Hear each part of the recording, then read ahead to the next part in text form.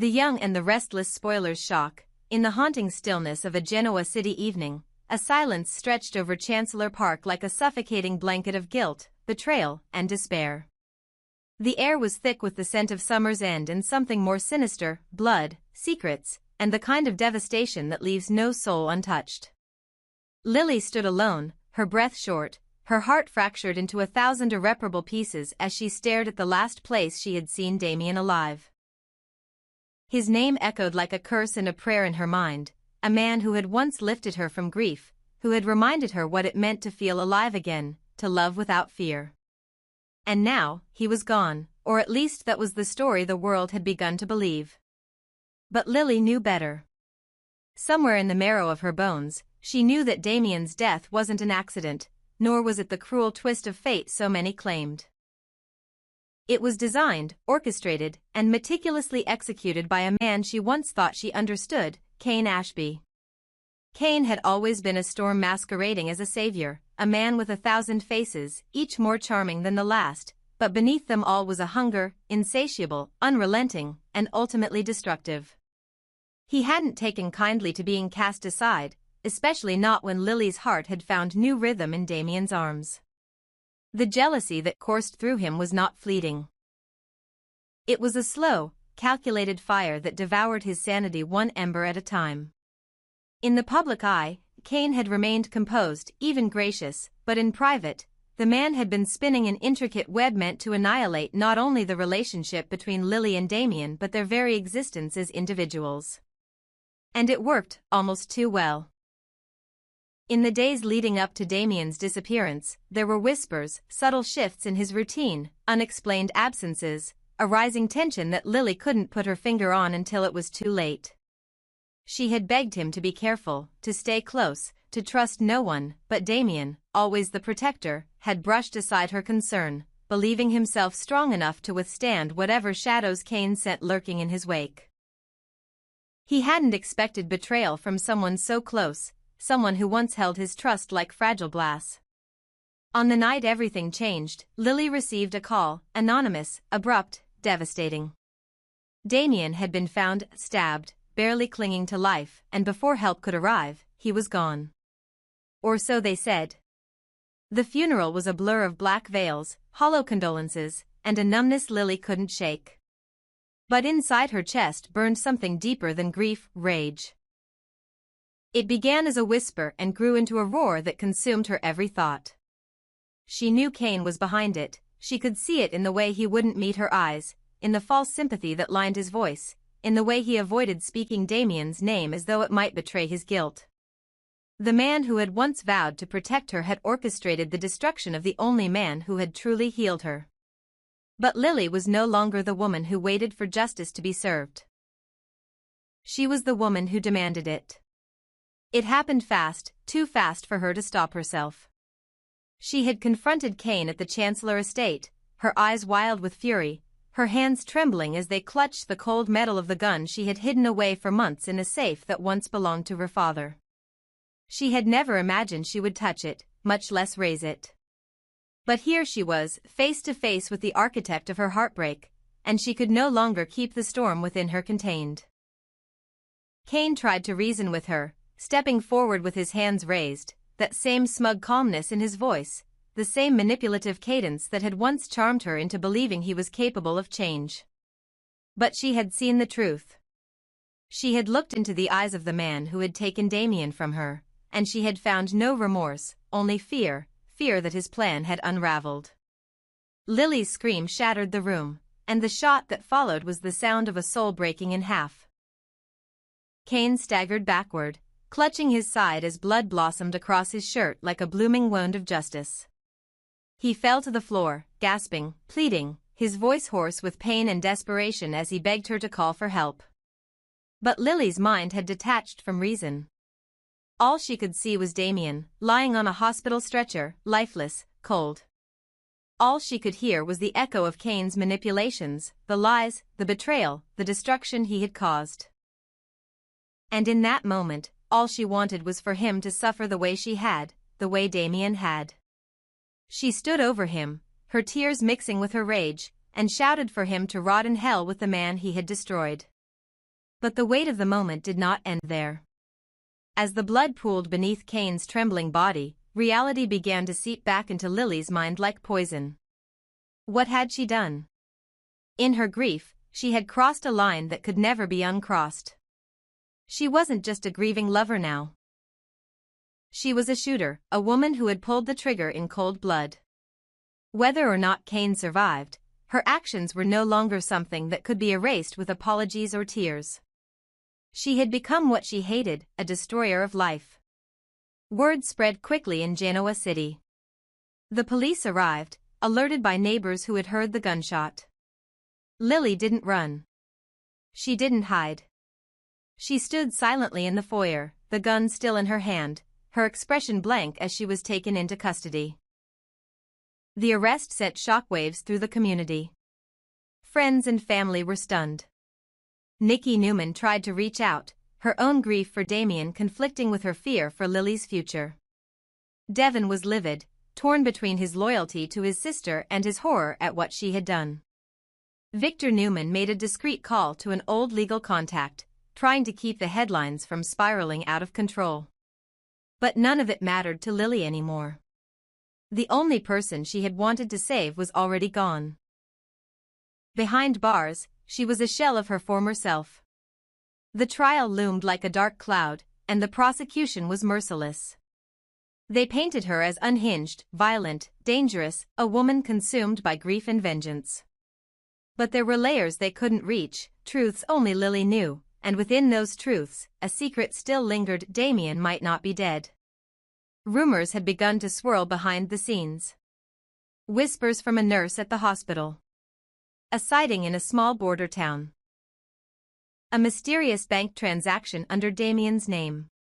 It was Kane himself, in his hospital bed, who uttered the chilling words that cracked the case wide open: "You'll never find him." Whether it was a dying confession or a calculated ploy to save himself, no one could say for sure. But it was enough for Michael Baldwin to launch a quiet investigation, even as he prepared Lily's defense. And then, the letter arrived. Unmarked and signed, but undeniably Damian. A message of survival, a promise of return, and a warning: Kane was not working alone. Someone more dangerous had been pulling the strings. Someone still at large. Lily's story was no longer just one of grief and revenge. It was now a story of survival, betrayal, and the hunt for the truth. Damian's survival changed everything, but it didn't erase what she had done. Whether or not Kane lived, whether or not she had been justified, Lily would have to face the consequences of her actions. But she would not face them alone. With Damian alive, with the truth inching closer to the surface, and with her name tarnished but not yet erased, Lily prepared for the next chapter of her fight, not just for justice, but for redemption. And in Genoa City, redemption always comes at a price. There are moments in life when the weight of pain becomes so unbearable that it warps our very sense of right and wrong. For Lily Winters, that moment had come and passed in the span of a single gunshot. What began as a confrontation rooted in anguish over the death of Damian had erupted into something far darker, a spiral into vengeance that left her standing over a bleeding Kane Ashby, gun in hand, heart pounding, and the walls of her reality crashing down around her. And though the room had fallen into silence after the shot rang out, Lily's soul had not known peace since. The days that followed were thick with confusion, police sirens, and hurried whispers. Kane had been rushed to the hospital, unconscious, bleeding out on the very marble floor where Lily had screamed for him to rot beside the man she loved. But fate, it seemed, was not yet ready to let Kane go. He had survived, barely. Emergency surgery saved his life, but his recovery was uncertain. And while Genoa City reeled from the news, Lily found herself behind bars, no longer the dignified CEO of Chancellor Winters, but an inmate awaiting arraignment for attempted murder. The cold steel of the cell was a far cry from the polished boardrooms she once commanded, but it matched the emptiness blooming inside her like a second skin. At first, Lily spoke little. She barely acknowledged the guards or her lawyers. Her silence was mistaken for defiance, but it was far worse: it was despair. Her mind replayed that night in endless, merciless loops. Damian's ghost lingered in every breath she took, and now, she had become something she never imagined. A woman capable of killing. And not just any man, but someone she had once loved, trusted, and shared a life with. That betrayal cut almost as deep as the blade she believed Cain had used to murder Damian. If Damian's death had shattered her, the gunshot had destroyed what little pieces remained. But even within that darkness, questions began to arise. Why hadn't Cain pressed charges himself? Why did the police seem more focused on keeping Lily behind bars than uncovering the truth behind Damian's supposed death? And more disturbing still, why had Cain, even through his pain, refused to name Lily as the shooter in his official statement? Victor Newman was the first to dig deeper. Despite his often ruthless exterior, Victor had a long memory and a quiet respect for Lily Winters. He knew the pain of loss intimately and saw something in Lily's eyes that reminded him of his own descent into vengeance years ago. Quietly, he commissioned a private investigation into Damian's disappearance, one that soon unearthed anomalies, no autopsy, no burial with witnesses, and a coroner's report that had curiously gone missing. Devon, desperate to understand how his sister had fallen so far, joined the effort and discovered something chilling. Cain had recently transferred large sums of money to an offshore account under the alias D. Crane. An alias that sounded suspiciously close to Damian's name. It wasn't proof, but it was enough to suspect a con. Meanwhile, Lily remained in a state of emotional paralysis. Her legal team, led by Amanda Sinclair, worked tirelessly to prepare a defense, but even Amanda could sense something off in the way the pieces weren't fitting together. Cain, now out of critical care, remained in the hospital but refused interviews. He issued only a vague statement to the press, saying he hoped Lily would find peace and that we all make mistakes when we're in pain. To some, it sounded like forgiveness. To others, it was a veiled message, one that suggested Cain knew more than he let on. But the most damning part was that Damian's body had never been returned to his family. No death certificate. No official closure. That silence was finally broken when Amanda received a letter delivered by a courier with no return address. Inside was a handwritten message, "Stop the trial. I'm not dead. D." Attached was a photo, grainy but unmistakable. Damian, alive, in what appeared to be a remote villa, his face partially covered by a beard, but his eyes unmistakably haunted. The letter sent shockwaves through Amanda's team, but they couldn't use it in court without verifying its authenticity. And so, the investigation pivoted, not just to defend Lily, but to prove that the man she had tried to avenge might not have died at all. For Lily, the revelation was both a balm and a torment. If Damian was alive, everything changed, and yet, the damage had already been done. She had nearly killed a man in cold blood.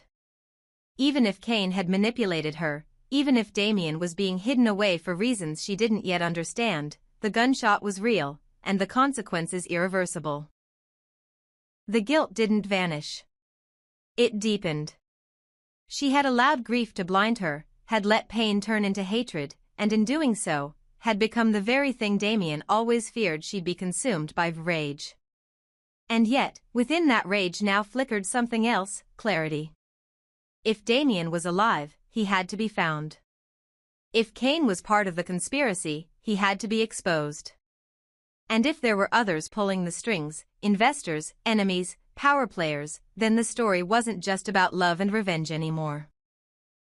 It was about corruption, secrets, and control. And Lily, broken as she was, refused to remain a pawn. Amanda filed a motion to delay the trial, citing new evidence that could exonerate Lily. The judge, skeptical but cautious, granted a temporary delay, giving the team 1 week to prove that Damian Cain was not dead. In that week, every contact, favor, and back-channel resource in Genoa City was activated. Michael Baldwin leaned on his FBI connections. Kevin Fisher traced the bank accounts and phone logs. Nate Hastings used medical contacts to uncover the inconsistencies in Damian's hospital report, while Victor made a private call to someone even more dangerous than he, someone who owed him a life debt. And then, it happened. On a humid evening just before the hearing was set to resume, security footage from a private airstrip surfaced, Damian, limping, boarding a plane in the Caribbean. His face bruised but alive. It was enough. The footage was admissible, and Amanda marched into court with the evidence in hand. Lily sat motionless as the video played, her fingers clenching, her eyes wide with disbelief and hope colliding in one breath. The courtroom was silent. The DA was stunned. The judge ordered an immediate review of the entire case and released Lily on bail. For the first time in weeks, she stepped out of the courthouse not as a prisoner, but as a woman with a future, albeit one draped in shadows. But the nightmare wasn't over. Kane disappeared the next day from his hospital room, evading security and vanishing without a trace. And with his disappearance, new questions emerged. Had he faked his recovery? Was he running from something, or toward someone? And most terrifying of all, what if Damian wasn't a victim, but a willing participant? What if this had all been a game, and Lily had been the queen placed on the board to be sacrificed? Now, Genoa City waits. Lily has returned to her home, but not to peace. Damian's reappearance raises more questions than answers. Kane's vanishing act suggests a deeper conspiracy. And those who believed in love now question whether it can survive the rot of betrayal. Lily, once a woman of grace and light, has entered a new era, one forged in gunfire, silence, and survival. Her hands are stained, her soul weathered, but her heart still beats. Whether it will ever love again remains uncertain. But one thing is clear. Lily Winters is no longer a woman to be underestimated. And her story, tangled in blood and lies, is just beginning.